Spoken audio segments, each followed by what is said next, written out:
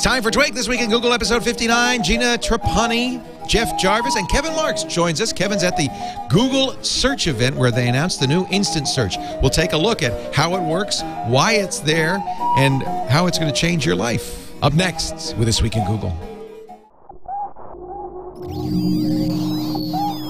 Netcasts you love.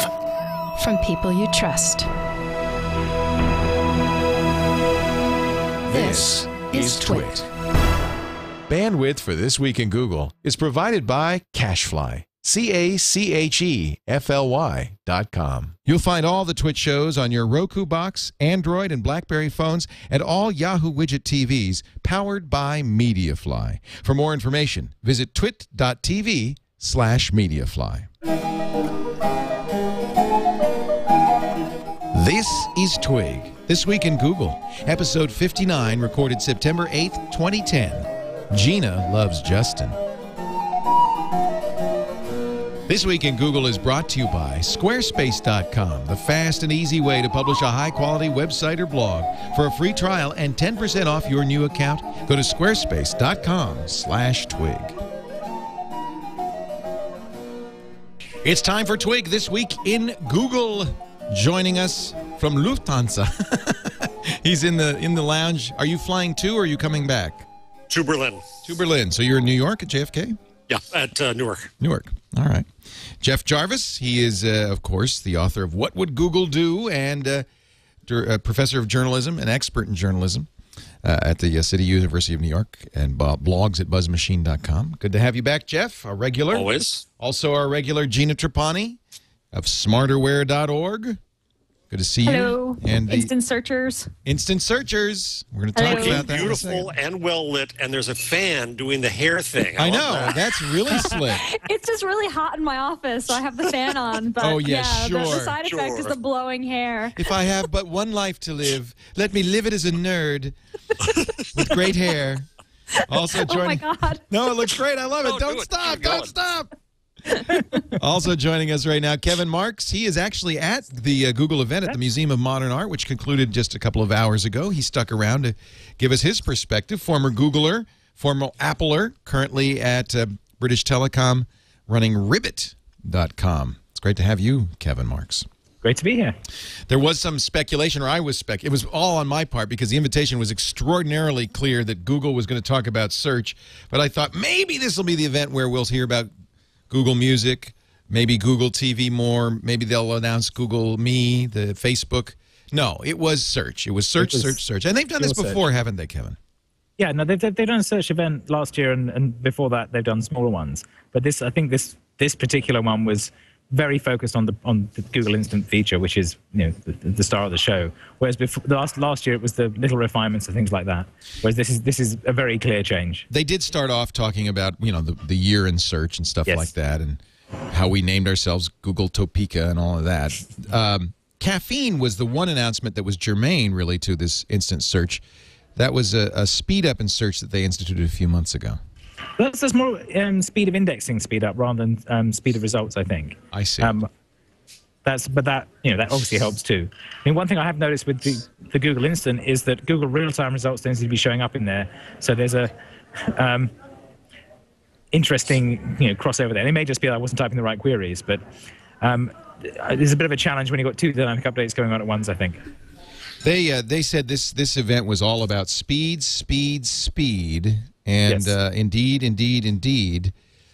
instant search they say will save something like 350 million hours a year in time because you'll save 2 or 3 seconds of search.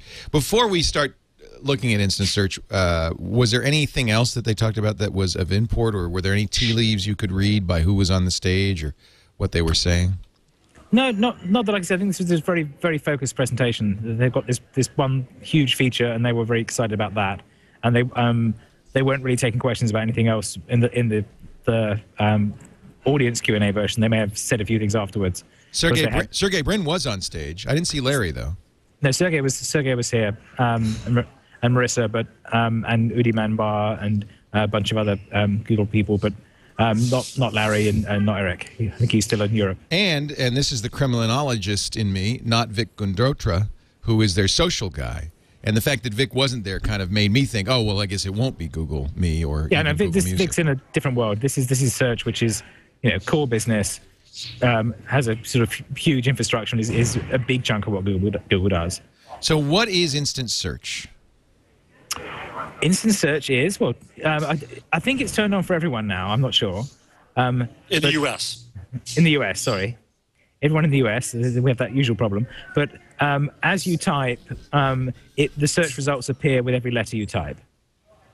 And when you say appear, I mean, we've seen before the drop-down. Let me see if I can get it running here. You can get it up, because it's definitely worth watching if you can get it working. Yeah. So give me a search. Gina, what should I type in the search box here? Type TWiT. Thank you. You get a raise. Gina gets a raise. All right, I'm going to start typing. Actually, I'll do it T. And so immediately, not only do I get the drop-down, which we got before, but I also get a page of results. And then I type W, and now the page results changes, and a second page loads in, which is headed by Twitter. Now, what's fascinating is this is both personalized and localized. Let's all put in T and see what the first response is. Mine's Target. What do you get? Ah, interesting. So I did, and that's because you can't use this unless you're logged in and you have your, so your previous web searches are in this box. So I do get Target. You all get Target? You all doing it? Following along? Chat room, everybody gets Target? Target, Twitter, Thesaurus, Travelocity. Yeah, that's what I get too. If I go to W, Twitter. I get TD Bank in there and Ticketmaster. Ah, because you've been. I get TMZ and Ticketmaster. TMZ, interesting. We know what you spend some time doing there, young lady. Oh, yeah. Gossip. You're such a gossip queen. I'm a little bummed because OpenDNS just started blocking TMZ. So the now, one that was the weirdest for me is if you put D in, I get California Department of Motor Vehicles. Well, it does know your location, right? And I do too. I do too. But I bet Jeff doesn't get DMV. If you type D, what do you get, Jeff? You've muted yourself. Unmute yourself, sir. Hello, Jeff. Earth to Jeff. Oh, he's gone. Oh, I get the Del Mar Fair, which is a local San Diego event. When if I type D, interesting. Ultra local. There you go. Ultra local. Yeah, very local. Wow. Well, let's see. If I type P, do I get Petaluma? I get Pandora, PG&E, and PayPal. I get PE is Petco. PET is still Petco, of course. Now, one thing that after I type PETA, I get Petaluma. One thing that Steve Gibson pointed out, and I think it'll be interesting to see if anybody notices or complains about this. He said, it's loading a hell of a lot more data than it used to, because every time you type a letter, it's loading a full Google page, images and all. But it doesn't work on image search or blog search alone. Well, you will get images if they show up in universal search, right? So if you search for, absolutely. So if I search for Pia Zadora, I don't know why I would, I get pictures of Pia Zadora. By the way, and Irina... How did that enter your brain? I don't know why. Irina Slitsky, who was in the event, asked, hey, why when I type my name, Irina S-L-U-T, and this is a very common Russian name, blank, blank, blank. And that's even if safe search is turned off. Yeah, you do the F word, same thing. Type sex, same thing. S, you get Skype, SFGate, which is a local result. E, you get Sears, Sephora, and Selena. X, you get Sex in the City. Sex offenders. I think sex is okay, but there are definitely stop words. If you type, and Slitsky was a weird one because it blocks whatever you type. Whereas if you type, yeah, poor Irina, you can't search for her anymore. If you type but, it goes blank. But if you add an O, it recompletes the button. Whereas with Irina, any combination of her name just vanishes. I would be pissed if I were her. It will run the search. Okay, so it'll still get it. Yeah. Yeah, you'll still get it. But you just don't get the. But see, I think for a lot of people, maybe you know that. But it does say press enter to search. But for a lot of people, they're going to say, oh, I guess there's no result, aren't they? Yes. Oh, I think it's a problem. You're right. It's going to be a subtle problem. And it blocks other words. The other one that Irina came up with was Bitch Magazine. If you type bitch, it's a stop word. Everything goes white, which means that Bitch Magazine is now at a disadvantage to the other women's magazines that it's competing with because it won't appear. Boy, that's terrible. I think that's probably a problem that Bitch Magazine has in general, though.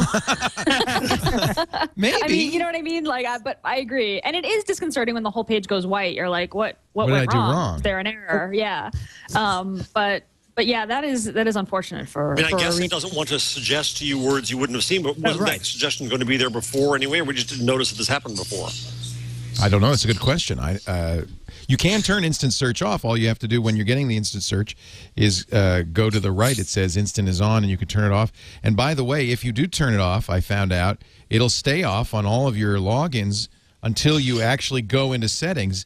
And there is now in search settings, there is a section called Google Instant, and you can change that. It also says, and this might be relevant to some people, signed-in users can remove personalized suggestions from their web history. So if you're getting something you don't like every time you start typing, which I can see happening, but people have to find that. But let me get back to my original question. Doesn't this use considerably more bandwidth than Google used before? Yeah. Every letter, there's another processing power. Well, it's not quite every letter. If you type quickly, then it'll only send okay. 5. But yeah, if you're typing slowly, then it will send for each time. There is like a little spin loop there. So if you type a word, you won't see it changing that quickly because there is a So I typed my name at full speed and I only got one page. Yeah, and Kevin, they also said, didn't they, at the presentation, that this is a lot more about caching, isn't it? Yes. Well, but that's caching. That's from Google's point of view. That's their side. You're still doing a network round trip. Yeah, the ISP may not like it. Okay, I'm ready. Okay, here's my conspiracy theory. Maybe this explains the deal with Verizon. I wonder if, because wasn't it after all AT&T who said Google's freeloading on us? This was what began the net neutrality discussion years ago. Is we don't like it that Google's using so much bandwidth. We want to charge them, and I can imagine an internet service provider saying, "Whoa, you just quadrupled or whatever the amount of data." It's a drop in the ocean compared to YouTube.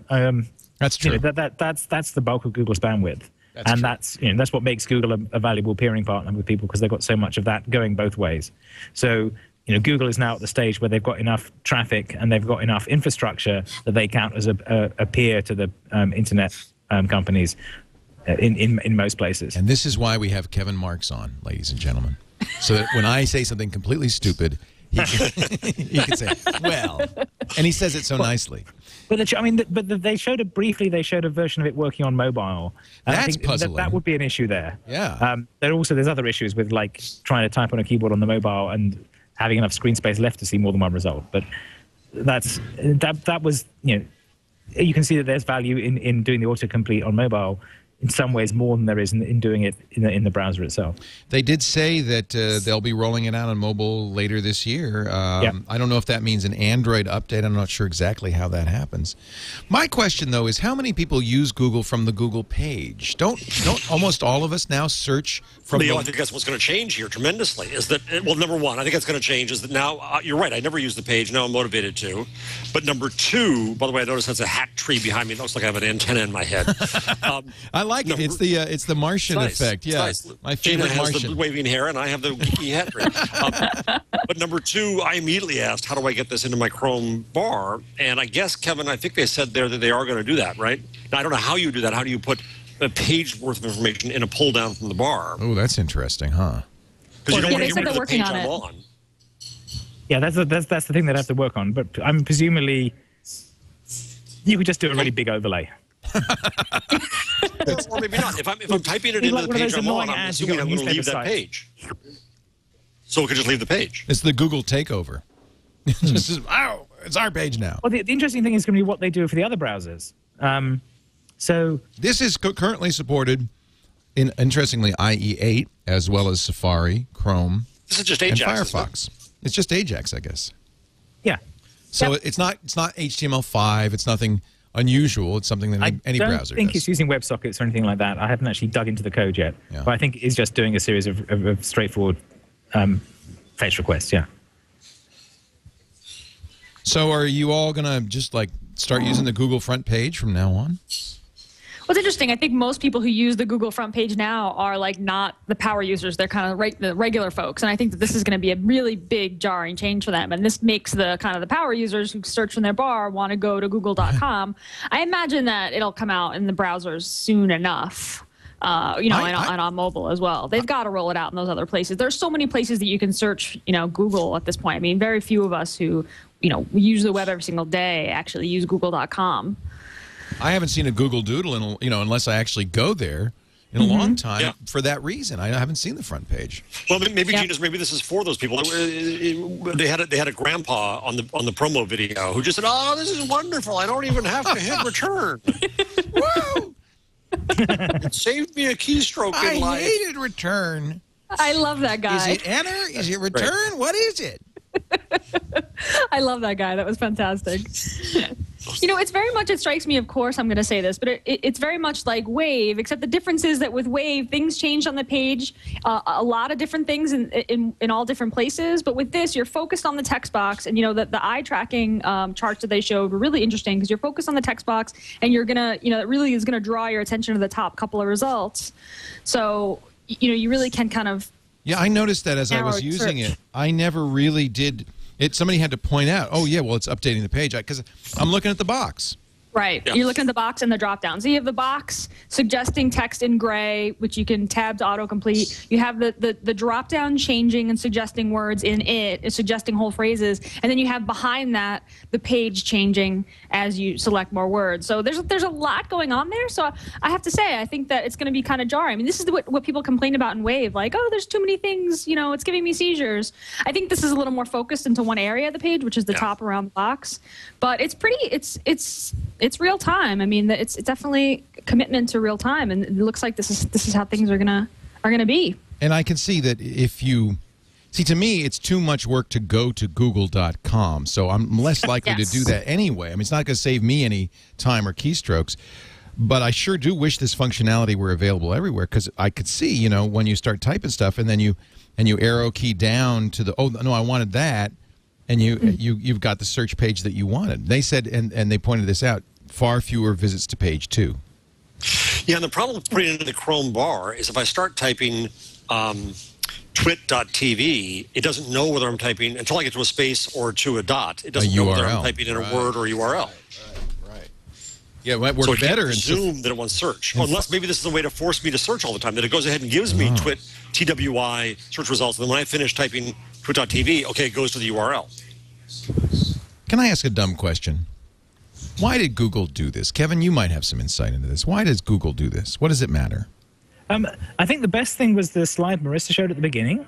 And she said they've been optimizing the middle piece of this, which is how long it takes to get the results back from the data centers.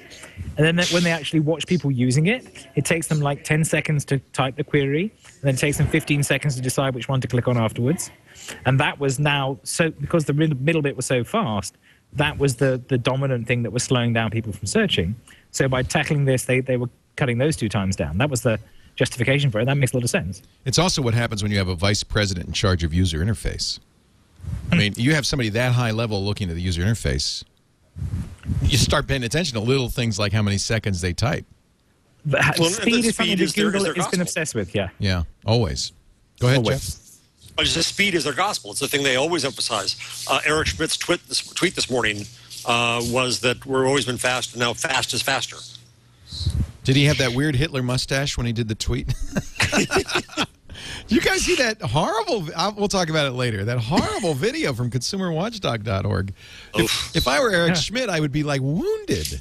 I mean, it was horrible. But wait, hold on, we'll talk about it. Hold on. I think Go ahead, Jeff. Gina.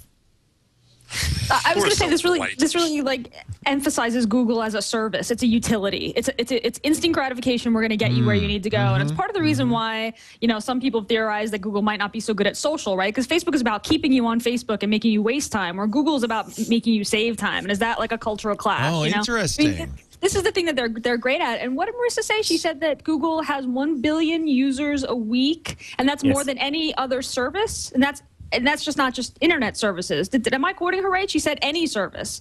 So it's, I mean, Google is a utility. Right. It's a utility at this point. And they know from the numbers that the faster you go, the more business they do, and the more business they do, the more money they make. It's simple economics. But I also think it fits into their larger goal, which has always been, speed is one gospel, but the real gospel of Google is to intuit your intent, is to know where you go before you go there. So Eric got in some hot water again for saying at IFA that we know who you are, we know where you are and what you want. Why does he keep saying stuff like that?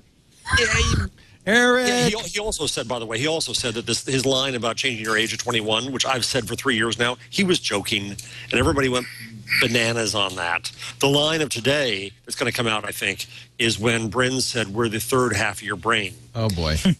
And I was talking with Matt Cutts on Twitter saying, how long is it going to be before we get our first Google instant search and privacy story? It took 1 hour, by the way. It's up. And he predicted that quote would be the one that people will clomb onto. And especially people who wear tinfoil hats. Yes. Google's in my brain. So what is the privacy implication of this? None, more than there already was. You can turn off the cookies and turn this off, or you can get more personalized search and ad results. And it knows when you ask for pizza, it's going to give you pizza in your town. Or because I went to Ticketmaster recently for the U.S. Open, it knows that when I put in T, maybe I want Ticketmaster. There's some odds of that. And that is, in fact, convenient for me, or I can turn it off. Gina, do you think it's the problem is the disconnect between what computer scientists, how they view a computer, and how normal people view mechanistic enterprises? I think a normal person goes, well, if Google is predicting what I want, they must know. And a computer, they know something about me. There is no free will, Leo. And a computer scientist goes, oh, no, it's algorithmic, and it's not Google, it's your browser, and they don't know nothing. Absolutely. I mean, I think it's a little bit of a, I think Marissa said a psychic shift. There's a psychic shift for the UI, but there's also this like psychological moment where I think a person who isn't an engineer, a computer engineer, suddenly it's just exposing, Google's just exposing you a little faster its guesses. You know what I mean? All those guesses exist in the back end. This change is just showing you what it knows, which can freak people out a little bit at first. Like, oh, they're collecting my web history. Well, yeah. Web history is one of the features they've had for a while. It always has. It knows your IP address, so it has an idea of your general location. Right. That's always has, you know what I mean? So I do think that it's a little bit of a shift of like, oh, I guess I'm not the only person in the world searching for, like, how do I get a quickie divorce, you know? I think normal people, though, think there's a Keebler elf in there. Yeah. And he's writing this all down. Well, that's where I think the thing going white is going to be suddenly jarring, right? Right. If you get used to this thing the elf's not and you working. type some bad word, everything goes white. It's like, did I just do something bad? That's going to be a really interesting. That's interesting. Yeah. Yeah, the whiteout search. Especially if your name is safe Arena search. Don't show me nasty words.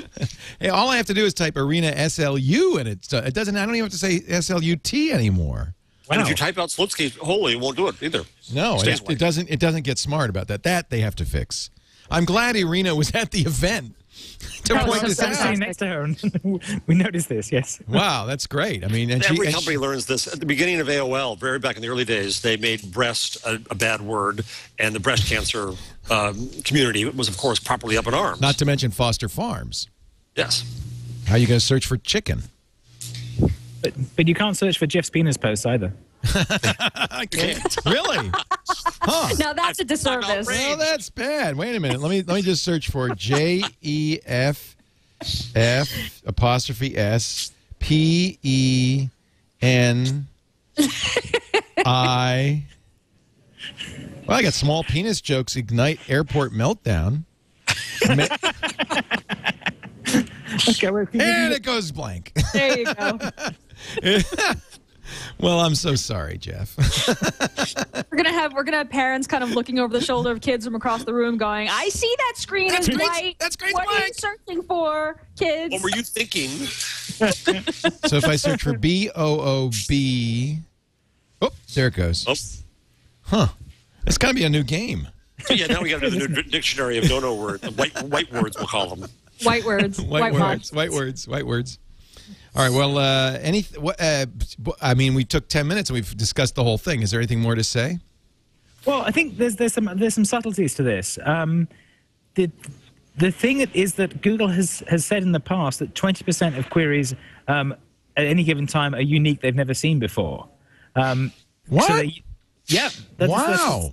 That's a stat that they published several times, and I can find sites for it. 1 in 5. Wow. Because the diverse number of things that people type into it, and which makes some sense. That this was always their point about serving the long tail, and not just doing the top few queries, and that was a Google in-depth thing that helped them compete with others. But this is going to change that, because you're going to get a lot closer to other people's queries all the time. There's a subtle effect from that, which is that you're gradually being pushed into the things that other people have searched for before. And we've had a bit of that with the autocomplete already, but this is going to make that much stronger. Is that a good thing or a bad thing? That sounds like a bad thing.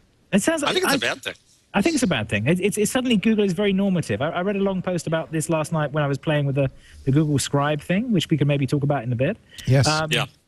But that was like, Leo, I'm trying to come up with a search that nobody's ever typed before.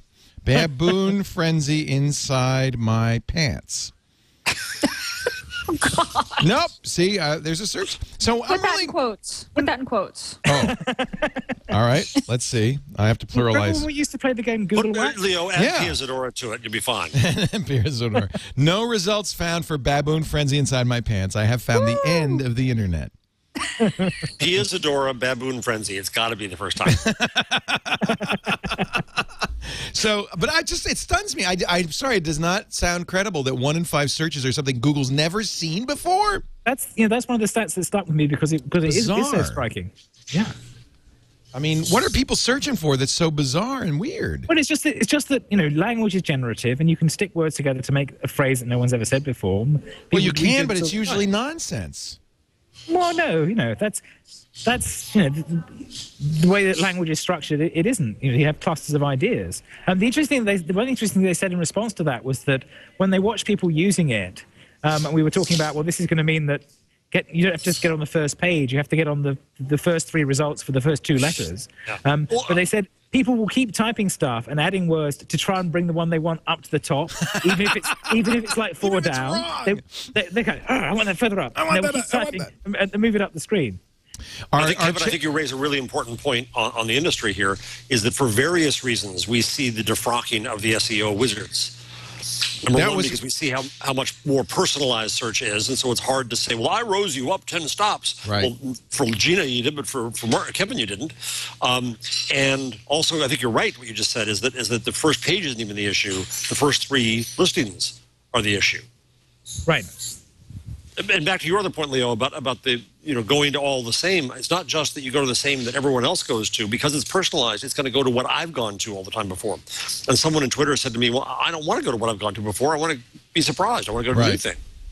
By the way, the chat room is explaining to me why 1 in 5 has never before been seen in Google. Of course, I should have known this. Misspellings. Yeah. People, and languages. People are surprised. No, it's mostly generative language. Oh, no, I think people are idiots. That's really the reason. But now Google does, of course, the spelling corrections, and these work as well in this instant search. So if I start typing CALA, calendar, properly spelled, is the first item on there. So the spelling suggestions get now kind of incorporated into the search results. It doesn't even say, did you mean calendar? So this is I think this is helpful. I'll be very curious. Somebody asked Marissa, well, how many people in your testing said they didn't want it? And she said some did, but you could turn it off. Be curious to see what the results are in that regard, if a lot of people turn it off or not. What else? You know what's amazing? Justin Bieber has JU. Not only does the guy have his own racks at Twitter, or own server Yeah, racks, did you see that? He's got like 3 or 4 servers. That's apparently a myth. Oh. he's got JU. Does he have JU for you, Leo? Nope. This is just he's number 2. Somebody's been searching a little too much for Justin Bieber. I don't want to. Just Justin TV, I get. Yeah, I get Justin TV, but Yeah, Justin JUS gives me Justin Bieber. Interesting. I really The other don't thing search for that Justin impressed me Bieber very was- much. Justin Bieber tattoo. Now that's what I want to see. Back in the early days, Yeah. I No, think you don't. I was one of the Jeffs on the first page, but I can't even find myself now. But you make a good point, because I was typing in Leo, and it shows up. I show up very well if I'm logged in, but as soon as I log out, it's that stupid Deutsch English dictionary, leodict.leo.org, that beats me every time. You win Leo space. I'm Leo in my own Leo space. Life of Leo is top result for Leo. Oh, for good. me. For you? Oh, thank Yep. God. And Leonardo da Vinci. It's pretty good company. Yeah. Not Leonardo DiCaprio. It's all Yeah, he's horoscope there for me, too. Leo. He's pretty good company the too. TMZ searches are coming through, aren't they?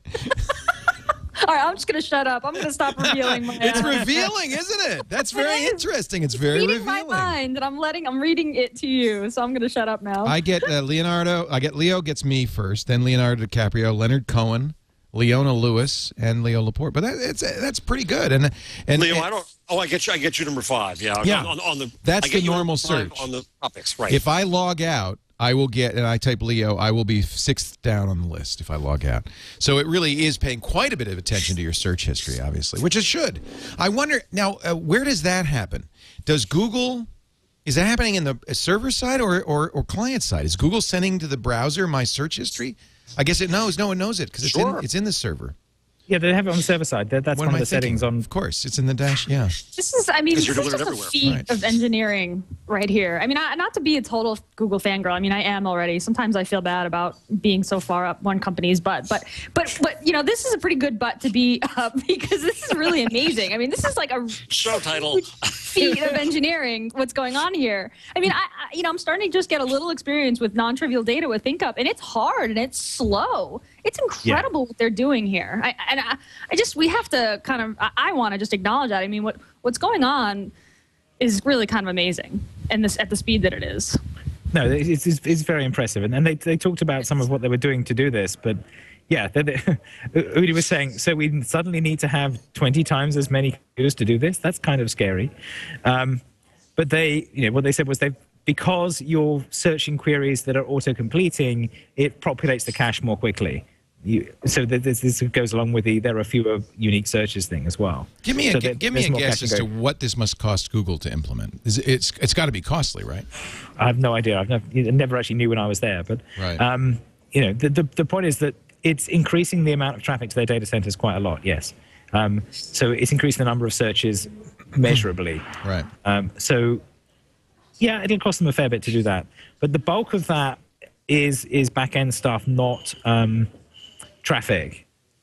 I think the bulk of the cost is running thousands of machines to respond to every query, because as I said, most of these queries are different, so that they won't hit the caches. I think what you find with this is that the way caching works is you get like an exponential thing for it.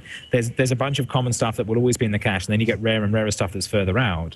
And they always worked on optimizing the rarer stuff, but this will be some of the stuff that's closer. Oh, I see, Kevin. So the more they force you toward a known good non-typo search, the more likely it's cached in a way, the more efficient they could be. So it might save them money. I get it. There's still more searches, and they said there's a bunch of other cleverness going on. Right. But that was the gist of it. I also think it may be that they're imposing a different deadline, because they have deadline-based to do Google One boxes and things. They have deadline-based rules that says this box will only appear if you can generate results quickly enough. Right. So they may impose a shorter deadline for this search, and then give you a slightly longer deadline for the full search. Because you've noticed that if you do the autocomplete and then you hit return, it will sometimes change what the first result is. But if they can cache 80% of all searches, and they can take half of the searches that they're getting and move them into that 80%, that should be significantly improved. I'm not sure it's 80%, but yeah. Well, it's 1 in 5. Well, but it depends whether that's ones they've never seen before, as opposed to they won't necessarily cache. They don't cache because we see it rarely. 80% because they're still. Well, let's say it's half. There's a crossover point halfway down that exponential. Right. What's the impact on AdSense? AdWords, that was interesting. So the AdWords still appear. They're still making those show up, but some of the impressions may only be fractions of a second. And so they said they were going to modify the web dashboard that tells you what your when you're buying ad impressions, what you got, and they'll modify that to give you some information about how much time is spent on them. But as it's pay per click, it doesn't actually affect what you pay for your ads and what the Google's revenues are from the ads so much. If you type in used car, Leo, you see stuff locally immediately. Used C. And there it is over on the right, all that stuff. You get the right ones, you get the blue ones at the top. But if I just now type carriage, is it going to see? It thinks I'm mistyping it. Now it does. Now it changes it to car carriers. So if I did that fast enough, that might be a split second that I saw the local used car dealers. Yes. So presumably there'll be some Kevin's threshold. right. It's not an impression base. It's a It's CPC clicks. based. It's clicks. Okay, Yeah. so it doesn't matter. So it doesn't actually structurally change their model much. Oh, that's right. That's right. But it will, it will change it'll change your measured click-through rates if you're getting fleeting impressions that aren't clicked on. Right. So it may potentially change in that way. And this is stuff they're going to have to work out and understand. And there's a whole sort of second-order group of people who work to try and optimize behavior in this, and they're going to have to learn a whole bunch of new heuristics and tricks on that. I mean, one thing that we were talking about, the personalization thing. I mean, one thing that is different is that they now have a much better idea of what you're doing. Previously, they would show the search results, and they would instrument some of them to see which one you clicked on, so that they could do the bounce back tests and those kinds of things. With this, they have a much tighter loop as you're typing, you're pausing, you're typing, you're pausing, and a better sense of what you're doing. And that they're gathering that, each character typed, and then the arrow keys and whatever's going on. So they should have a much better metering of each user in that sense, which they don't tend to use individually. They will average that out to improve search overall, but that there is certainly more information going back to them about the search as well. You want fast. Gina's already published an article on how to get the most out of Google Instant. Now that's fast, Gina.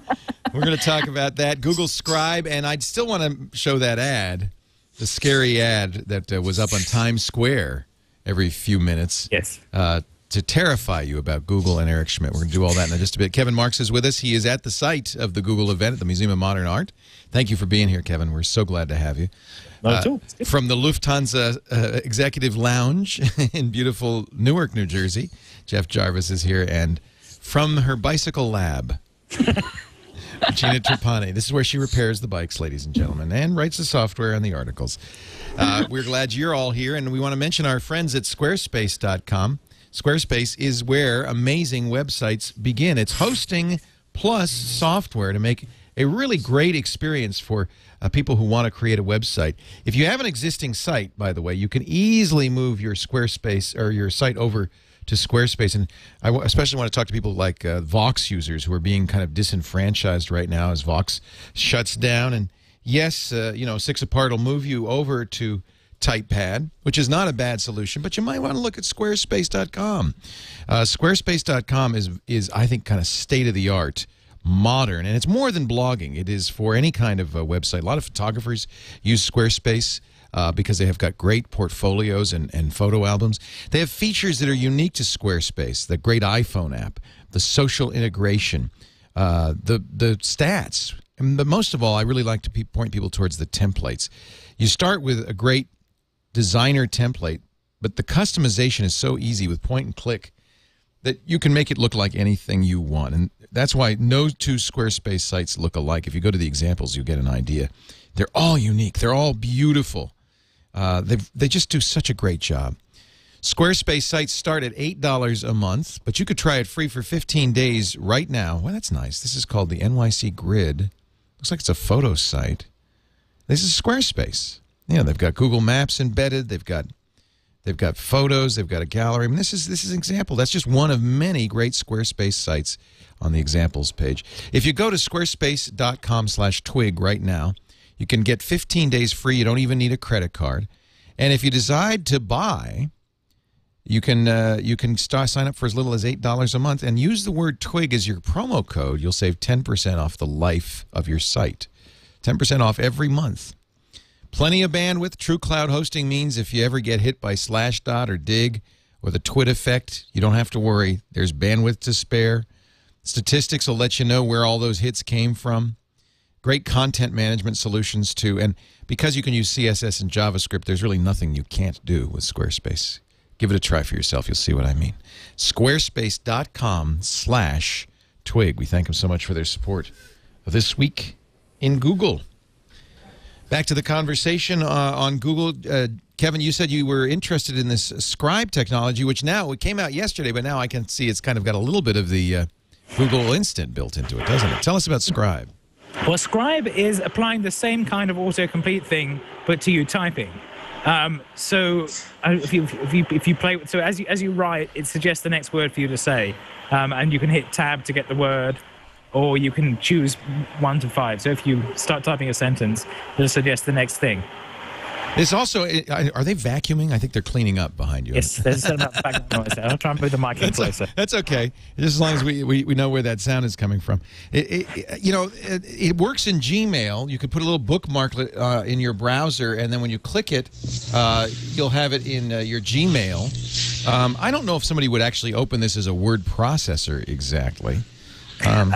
Yeah, I don't think so. It works in any text area. That bookmark can activate in any text area. I mean, it's fun, right? But I don't know that it's exactly something I'd use when I'm writing on the web. Well, I think it's what it does, and I read a long blog post on this last night.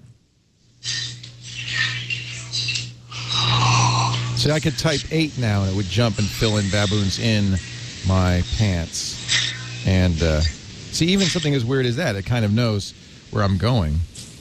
So the bookmarklet you drag to your toolbar, and then anytime you have a text window open in Chrome or whatever browser you're using, it looks like, I don't know if we've lost Kevin or not. Seems like I hear his audio, but I don't hear him.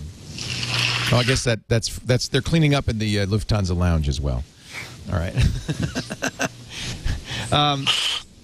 Are you still there, Jeff? I'm still here. Okay, good. I'm just going to get Kevin back on real quickly because he was going to talk a little bit about Google Scribe. It's a labs feature. It's not necessarily something anybody'd really want to use. So it's not the same like technology in any way as the instant search. It's not. Well, it's the underlying stuff is similar. The structural language model is the same idea of auto-completing what you're doing, but doing it when you're writing as opposed to doing it when you're typing a query is a different thing. Right. But it has similar problems. The problem is that, and I was citing Orwell and Frame and things there, is that it makes you write cliches. It makes you write something that everyone else has written before. It's just like the search makes you search for things people have searched for before. Right. And so part of my worry is that we've got Google running this system over the net to try and decide what you're going to say, what your next word is going to be. At the same time, we've got all the spammers constructing text that is generated by a very similar process. Oh, interesting. Where they're sitting there writing a machine that looks at what people say and then predicts to try and make it look human. And so we've got this sort of two robots battling over what it means to be human against each other. And in the middle, we're sitting there going, well, I'm trying to write something myself here. So I'm slightly nervous about that precisely because it has this sort of weird convergence effect where, of normalizing everything, which is the opposite of what you want to do when you're actually writing. You want to be able to bring your say something that people haven't seen before, like to let unique queries. When you're writing something, you want to come up with the phrase or the expression or the idea that hasn't occurred to people before, rather than just repeating the cliches over and over again. So that that's a sort of weird high order thing to worry about. But that was the thing that struck me when I saw that. Yeah, you wrote a good blog post actually on it on your blog at Payas Epigony. If Google predicts your future, will it be a cliche? That's a great headline. I love that idea. I mean, you really do want to reward the unique turn of phrase over just encouraging people to echo the cliches, right? Yes, exactly. Yeah, I had editors who used to do that. I remember when I was at People magazine, I said that I can't remember what it was, but when it was a pot calling the kettle metal, and the editor wanted to make it black, and I said, "No, that's the point." And it didn't. You also quote George Orwell, Kevin, in his book Politics of the English Language, in which he said, and I love this. He says he talks about modern writing at its worst. He says consists in gumming together long strips of words which have already been said or already set in order by someone else, and marking the results presentable by sheer humbug. And I think a lot of I watch my high school age son write, and that's exactly the process of an inexperienced or novice writer. Is the first thing that jumps into your mind, which is usually a cliche or something you've heard before, is the first thing you write down. And journalists keep it too. High-speed chase. Yeah, high-speed chase. Exactly. Yes. Well, I've read by Michael Frayn, who wrote this wonderful book, The Tin Man in '65, which was imagining a machine that would do this. And his thing was constructing newspaper stories about royal occasions. And he said there are all these boilerplate phrases that you just pluck out and stick together to do this. One of his, he said, whenever you see the word fireman in the newspaper, it will be followed by wearing breathing apparatus. And it's true.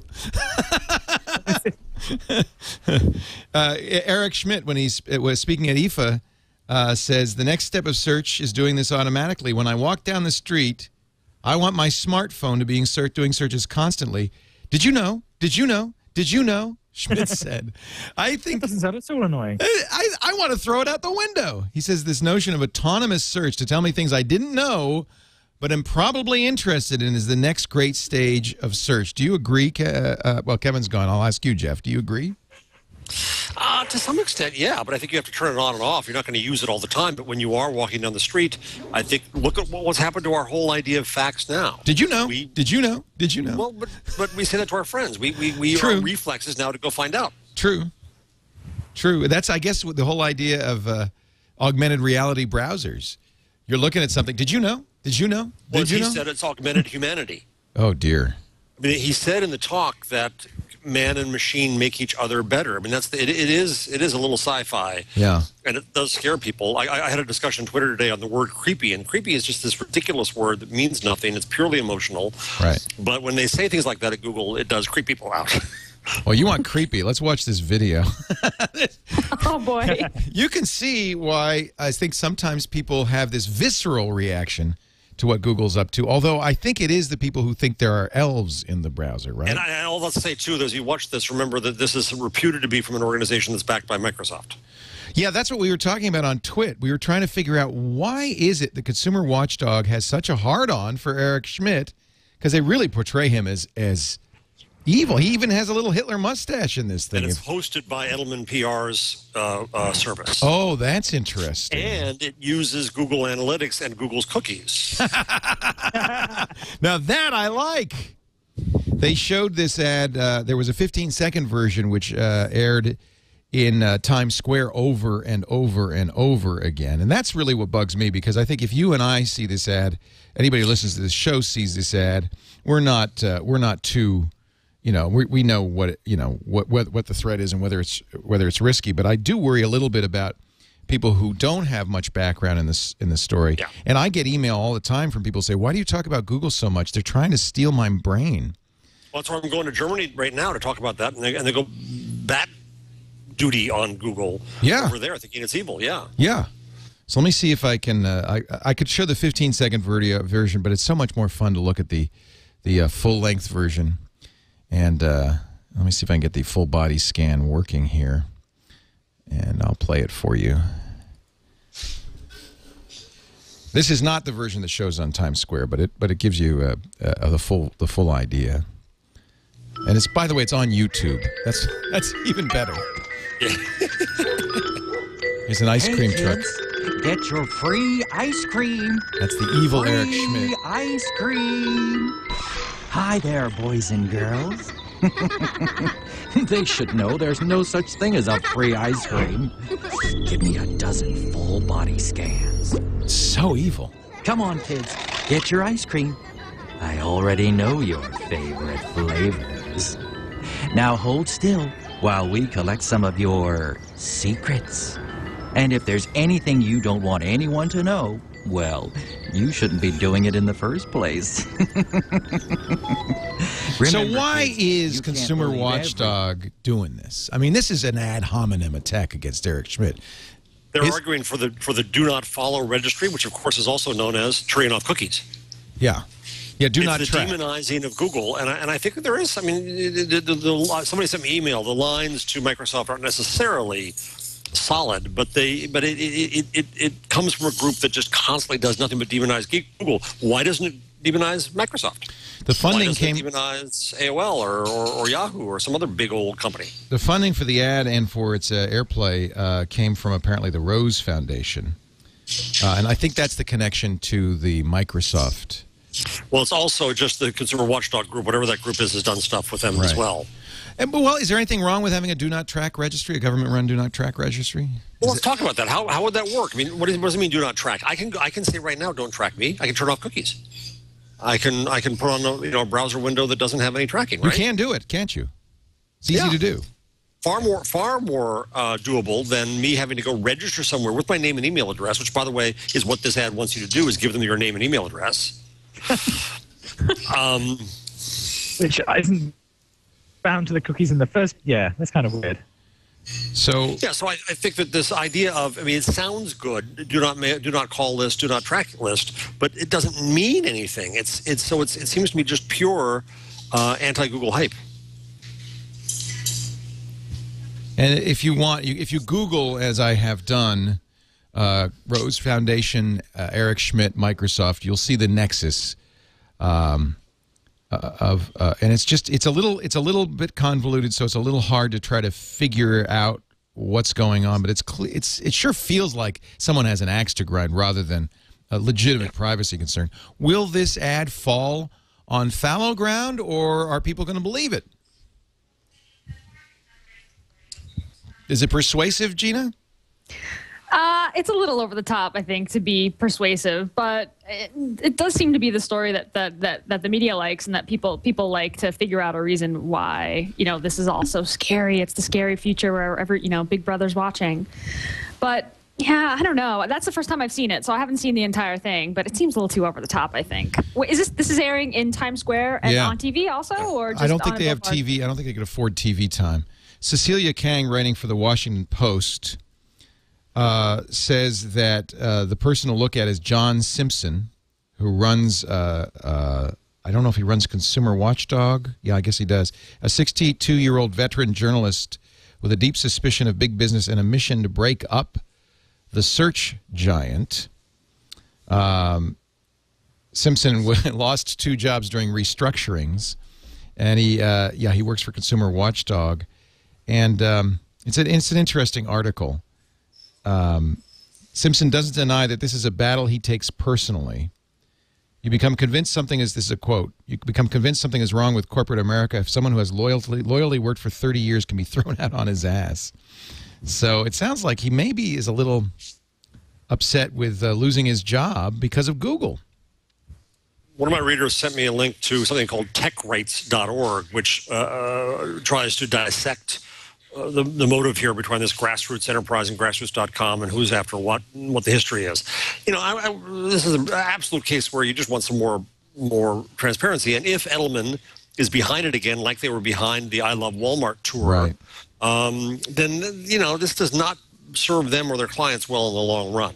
Simpson was the one who organized the antitrust press conference with lawyers from Microsoft, Yahoo, Amazon, and other Google competitors. He petitioned the Justice Department for an antitrust investigation. So this guy has really got a bone to pick with Google. Right. As long as people, my concern is a lot of, for instance, as I said, I get a lot of email, especially from the radio show. I should pull one up, but from people who really think Google is watching them, is actively watching them. Well, have you seen the one Google Master Plan? Have you seen that video? It's about 3 years old. No. That one is actually better done than this, but it starts out saying this, and this, and then it goes, and they're part of the CIA, and they have this, and it starts going, very tinfoil hattish. But that one is actually better done than this one, which is just weird. Yeah. Well, I guess we could ignore it then. I hope we can ignore it then. Well, but it plays into the creepiness factor. One of the things that Schmidt said yesterday, again, was that we can do face recognition and show you information about people you walk past, but we're not going to do that because it's creepy. So where's the creep line? Right. I'm not sure if that. Yeah, where's the creepiness line? But does it decreep it to know that they can do that, but they're not sharing it with the rest of us? Right. Yeah, that makes it so much better.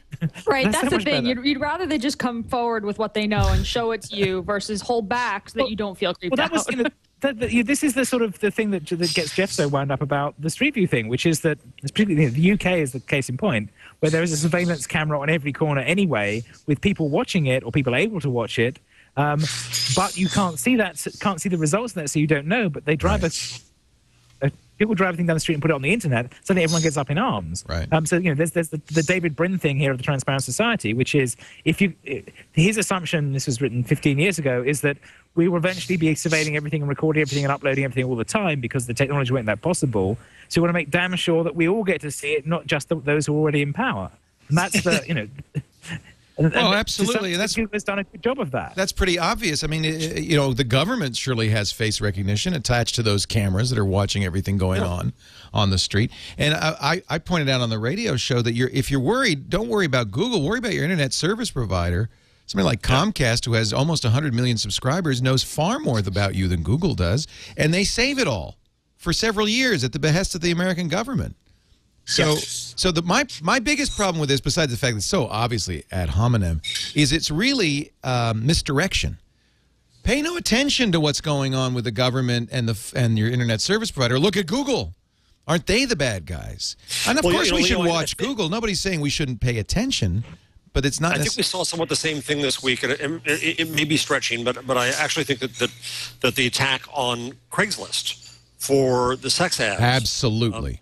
It is a similar thing where it's the disruptor. People are going after the disruptors. Old power is going after the disruptors. Right. Those sex ads are in lots and lots and lots of places. And indeed, Dana Boyd wrote a wonderful piece on Huffington Post that said that was brilliant. by taking out this disintermediation, you bring back the mediator, and in this case, it's pimps. Right.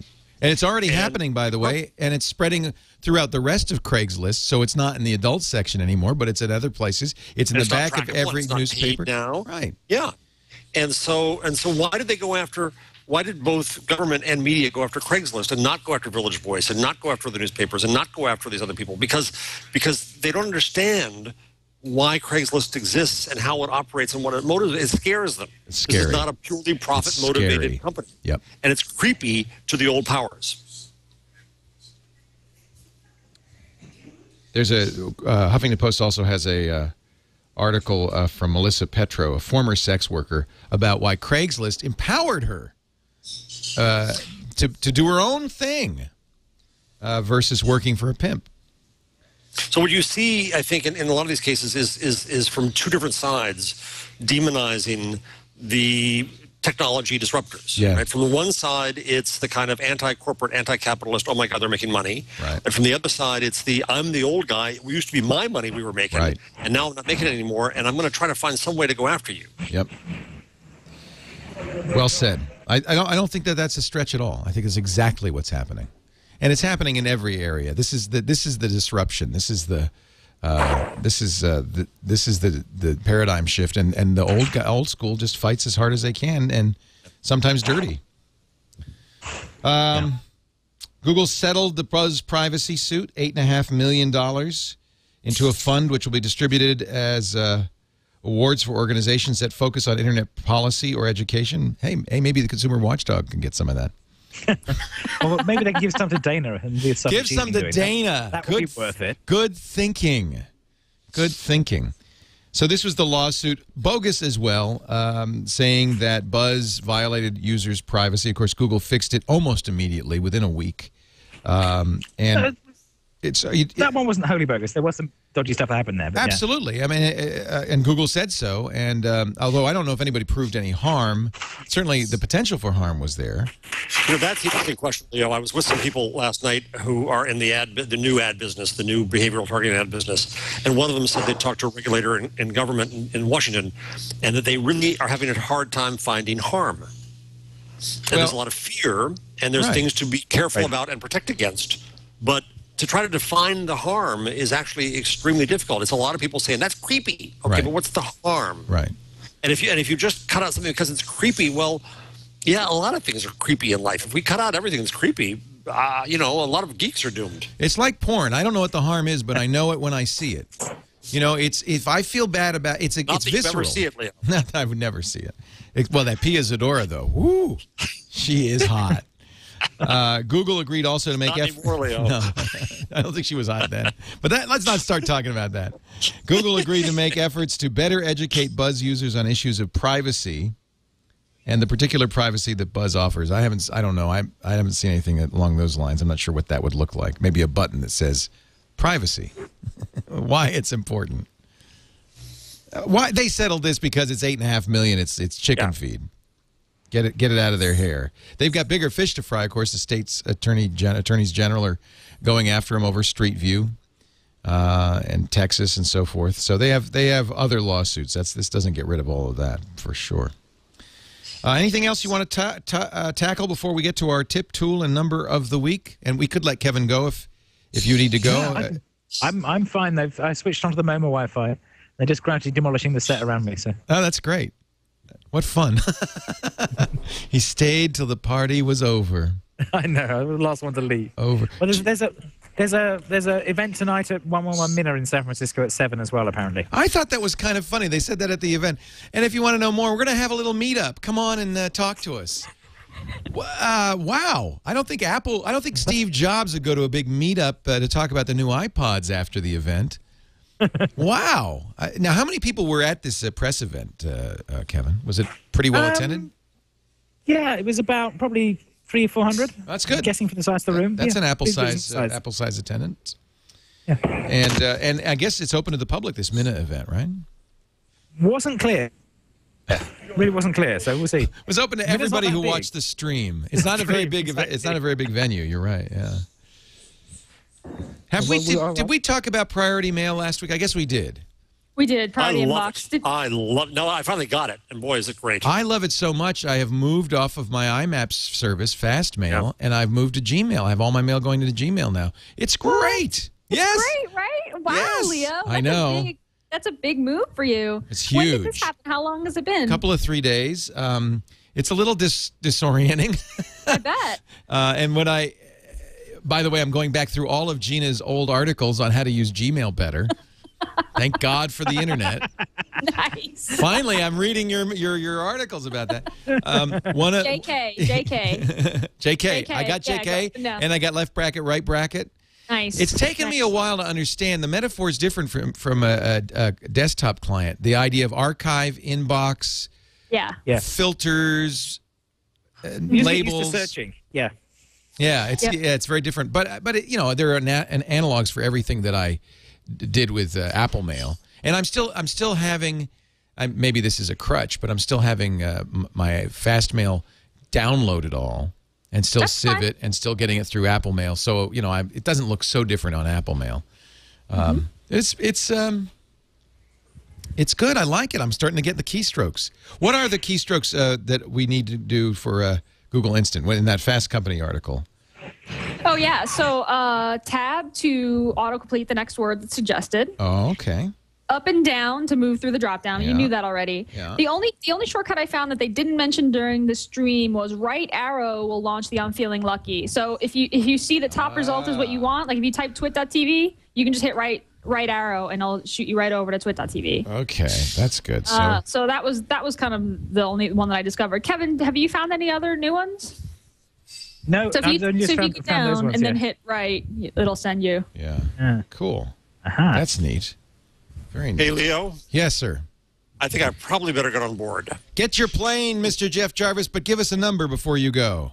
I was afraid you said I think I kind of escaped that. I lost it, actually, Leo. I had one, and I can't find it. CNN says senior moments happen more to men than they do to women. I don't need senior moments anymore. I have Google. Jeff, have a safe flight. My brain, it knows where I am. It knows what I want. It knows what I think. Who needs anything more? Tell the greens that. You tell those greens that. I will. Take care, So Jeff. we'll go to google.com and we'll type in twit number. I think 1 billion a week should be the number. White. That was Marissa's number. It's white. Twit is white. Twit is white. No. So 1 billion what a week? Searches? 1 billion users a week. Compared to 500 million for Facebook a month. 1 billion a week. That's a good number. Jeff, safe travels. Safe travels, See you next time. Jeff Jarvis blogs at buzzmachine.com is the author of What Would Google Do? I have it right here. I never put it down. What would Google do? Very cool. And I guess, Gina, in a way, you've already done your tip, unless you have another one that you'd like to lay on us. I have one other. This is from Kevin Purdy at Lifehacker. The priority inbox is really awesome, but you can only get it in the browser, so you don't get it on your mobile device. I hate but that. It introduces this what the reserved label important. So if you do a search for label important in inbox, you can bookmark that search on your phone, whatever phone it is, and check your priority inbox that way. So, and that also works in the Gmail Android client, but you can't save searches there, so it's a little hard to get. You have to type that whole thing out, so that's a little annoying. But you can see your prioritized messages using that search. Label important in inbox. And I find as I use it and I tell it this is important, this isn't, it gets smarter and smarter and more useful. It's almost like a new metaphor for email. I really like it. Yep, it's pretty great. Yeah. I'm glad you got it. Yeah, I got it actually almost right away. It was really the fact really that you pleased. switched to Gmail is kind of a big deal. It made you try it out for real. I fought it for years. Oh. I mean, I always had multiple Gmail accounts, but it wasn't my main. It wasn't where leo@leoville.com goes. Now it's where leo@leoville.com goes, and all my other addresses. A couple of tips. One is now you can sign up for Google with OpenID, which means you can use your Yahoo account to sign up for Google. Which is weird. Which is a weird recursive, like, I'm going to sign up for Google with Yahoo. But love that they're supporting OpenID. I think yes. They use Yahoo as the example. In fact, it's great because it just shows how open Google is, and the support for open standards from Google is, it's one of the reasons I supported Buzz and I support Google in general, is that they always seem to opt for open standards when they can. And I know that you're a lot of the reason behind that, Kevin. Well, I'm not sure. That was the culture that they had before I got there, and I helped encourage some of that group to reach out more. Yeah. But that is good to see. I'm hoping they'll do it more generally using WebFinger, which would mean that you can do it with any site, not just the ones that have got OpenID. And that's something that's is being worked on. There's a whole bunch of these authorization models that people are working on to make this stuff easier. There's RelMeAuth. I don't know if you heard of that one. That's Tantek's putting that together to let you use OAuth to log into sites. So if I can log into his site by putting my blog name in, because I have a link to Twitter, he'll use the Twitter auth to log in. So there's a bunch of thinking going on to make this stuff easier and more useful. Because part of the problem we've had with OpenID is that it has been a bit complicated, and OAuth has been showing up as an easier model for doing combined authentication and authorization. So not just letting you log in, but giving you access to certain things as well. So being able to log in with Twitter has been a powerful part of that. So the iteration going on at the moment is to try and make that general, so it's not just one particular site, and to have similar APIs between the sites so that you can get the same kinds of data out of it. But certainly the Google Yahoo thing is a definite move in the right direction. Yeah. I want to find out more about this finger thing at some point. WebFinger. WebFinger. Okay. You've touched on it before, so to speak. Yeah. But at some point, let's spend some more time talking about that. My tool of the week has to do with Gmail and this new Google Voice in Gmail, and something that I'm sure, Gina, all the people who are watching probably know this, but it was a revelation to me. I use Google Voice. I use it religiously. I use it on my Android phone. It's just fantastic. And, of course, you can set up Google Voice to ring all your numbers. And you can also set up Google Voice to ring Google Chat. Yep. And what's happened to me all of a sudden is now I'm sitting in Gmail, and when my phone, I noticed this the other day, my phone rang on my 3 different cell phones on the desk, but it also rang in my browser. And I picked up the phone in my browser, and I talked in my browser, and the quality was great. I didn't have to hold anything to my face. I didn't have to leave my computer. This is fantastic. Welcome to the future.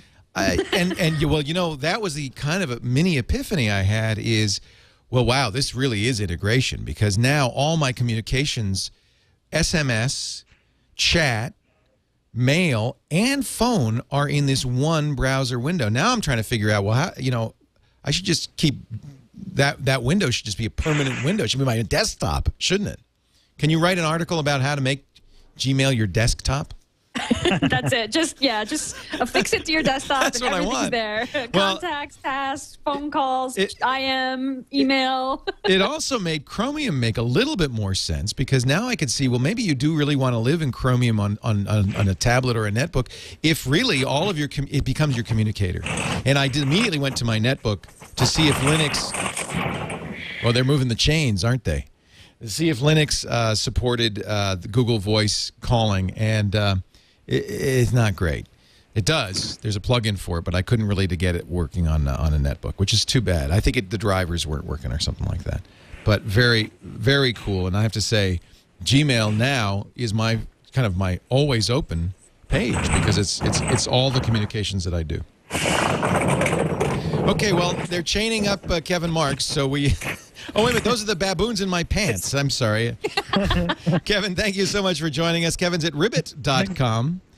Thanks for having me. British Telecom. We're so glad you wanted to be on. And making things ring in the browser is something we've been doing for a while. So it's good. That's true. It's not new, is it? You did it. You did it first. Yeah. I just love that idea. I don't need a phone when I'm on my computer. It's amazing. Yep. I started making calls that way now.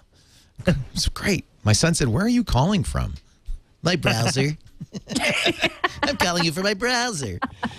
Gina Trapani is a blogger at smarterware.org. She writes for Fast Company. Look for her new feature on Fast Company. fastcompany.com/Work Smart. Work Smart. A video series. And your video is going to be up next Wednesday, Leo. Awesome. For the time of the show. Yeah. Thank you all for joining us. We do this show 1 p.m. Pacific every Wednesday. That's 4 p.m. Eastern Time.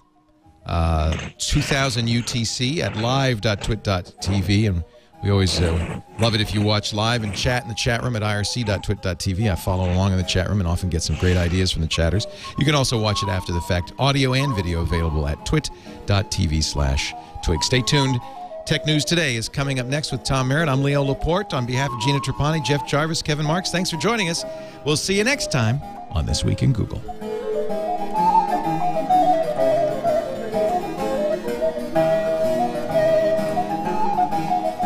I'm going to start and stop my video. I want you to be... Oh, who's that? Colleen!